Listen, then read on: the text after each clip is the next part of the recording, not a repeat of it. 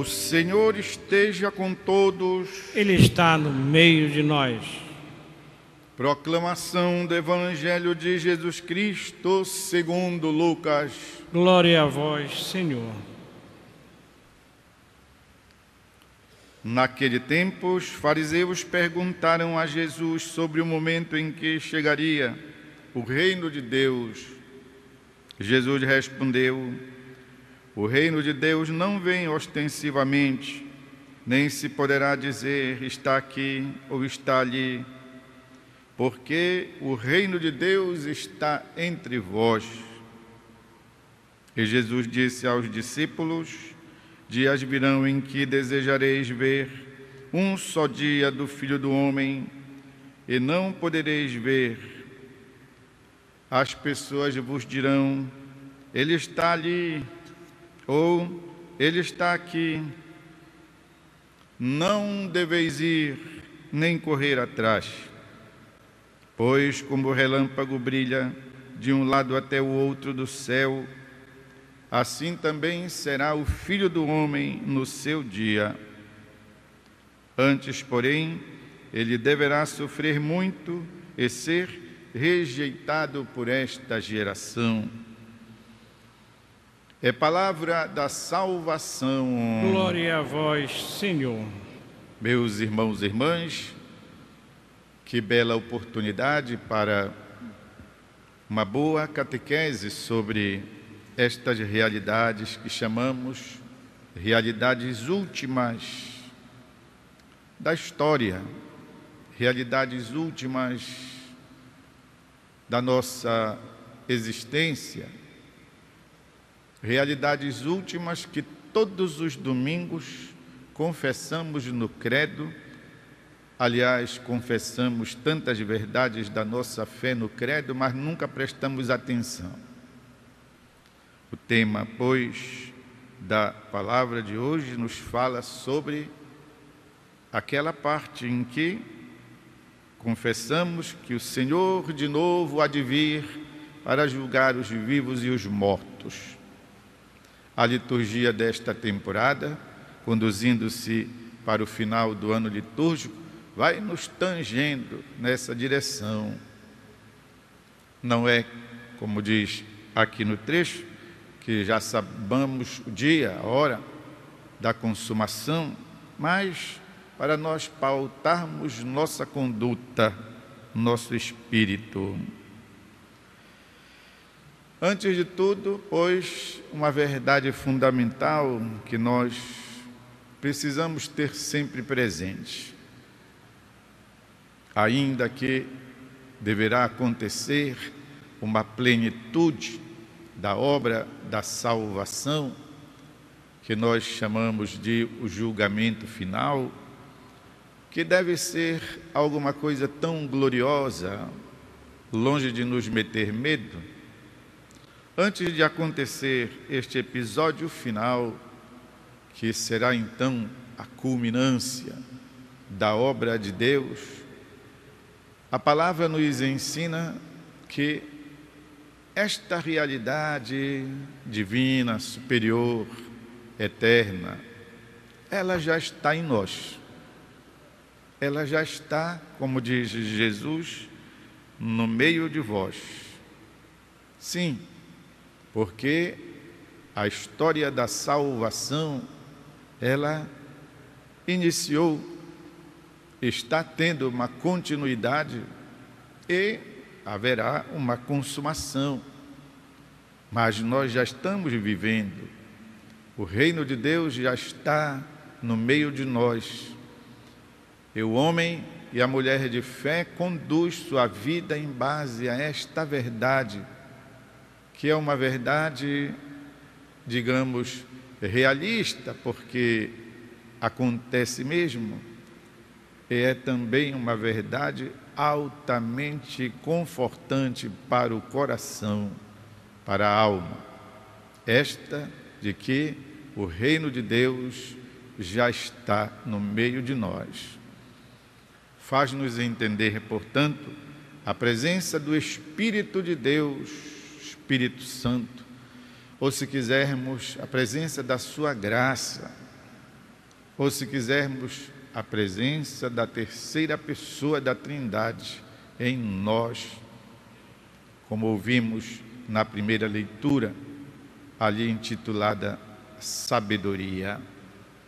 É o Espírito Santo, esta realidade divina, insuperável, que a tudo subsiste e que está no coração, na vida, no peito dos amigos de Deus, como dizia ainda a leitura. Portanto, nós poderíamos dizer, já estamos de posse, ei, meus irmãos e irmãs, já estamos de posse do reino. O que falta então? Falta nos apropriarmos, falta, diria nós, o alcançarmos com nossas mãos, com as possibilidades que temos, e Deus já nos enriqueceu com dons para isso. A fé, a esperança, o amor, tudo nos proporciona então acolher o reino de Deus em nós. Coração sincero, cabeça aberta para as coisas divinas.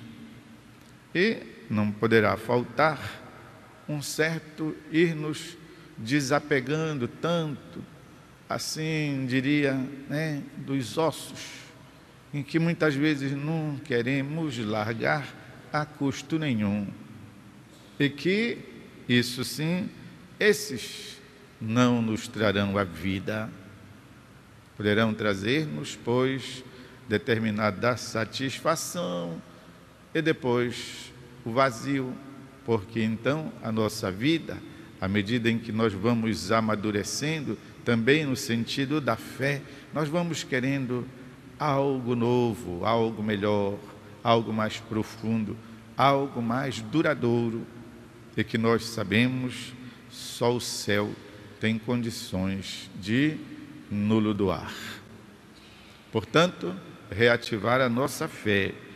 O reino de Deus já está no meio de nós e precisamos, pois, acolhê-lo, apropriarmos-nos dele, fazê-lo como de fato tem que ser para nós. O reino de Deus é dos amigos dele. Depois, um conselho que serve também para a condução desta mesma vida de fé.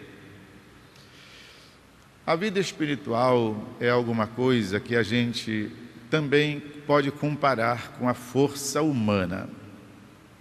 Tem as pessoas fracas, débeis, e tem as pessoas fortes, as pessoas que seguram melhor o tranco, o jorrão.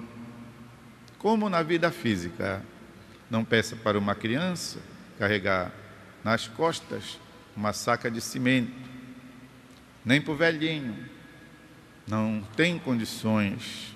Mas quem sabe, um jovem, uma mulher, um homem fortes, a gente dá uma ajuda, coloca a saca de cimento na costa e dá para dar uns passos. Da mesma forma, meus irmãos e irmãs, a vida espiritual. Alguns de nós somos frágeis, débeis. Na primeira conversa furada, a gente já começa a querer aceitar e, sobretudo, quando isto mexe conosco, nós começamos a fazer perguntas. A gente já sabe quando uma pessoa começou a balançar, ela começa a fazer perguntas, não é isso? Mas aí, o mais, vem a pergunta, que é geralmente a respeito de algo da nossa fé tão claro. Já está bichado, já está eivado, já começou a...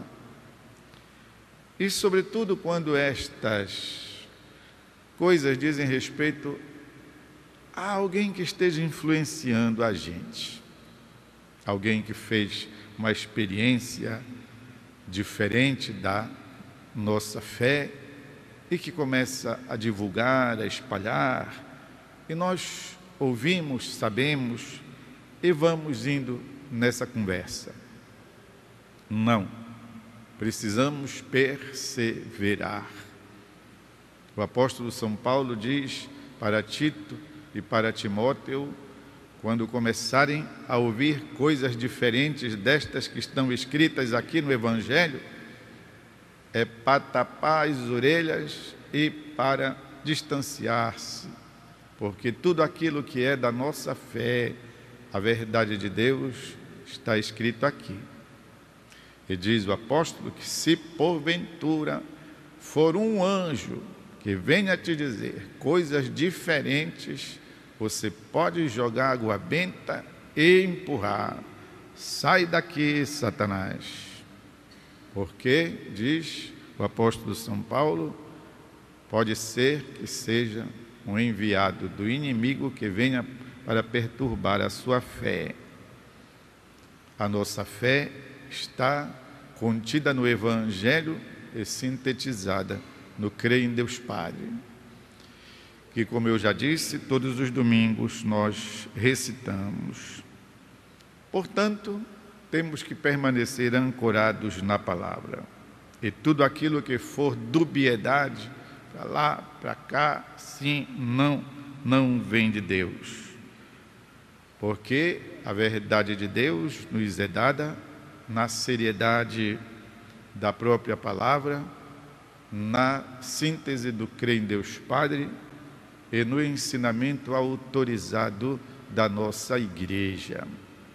De modo que, perseverantes na fé, nós haveremos de vencer.